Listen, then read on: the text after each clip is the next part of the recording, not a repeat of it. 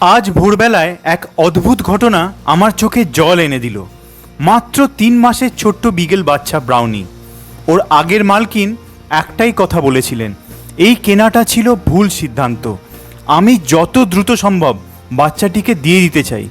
অর্থাৎ ব্রাউনির ভবিষ্যৎ নির্ধারণ হচ্ছিল টাকার অঙ্কে, ভালোবাসায় নয়। এই সুযোগ নিতে এগিয়ে আসছিল অনেক ব্রিডার, আর তার মানেই ছিল ব্রাউনির শৈশবটা শেষ হয়ে যাওয়া, অন্ধকার ঘর, শিকল আর ব্যবহার।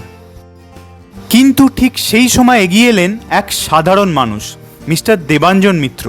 মাসে মাত্র 10,000 টাকা আয়, অথচ নিজের সঞ্চয় ভেঙে 8,000 টাকা দিয়ে ব্রাউনিকে কিনে নিলেন, শুধু যাতে ওকে কোনো ব্রিডারের হাতে না পড়তে হয়। কিন্তু যেহেতু উনি রাখতে পারবেন না, ব্রাউনি এখন যাচ্ছে এক নিরাপদ আশ্রয়, অ্যাডভোকেট সোহিনী অধিকারীর কাছে, যিনি ওকে নিজের সন্তানের মতো ভালোবাসবেন।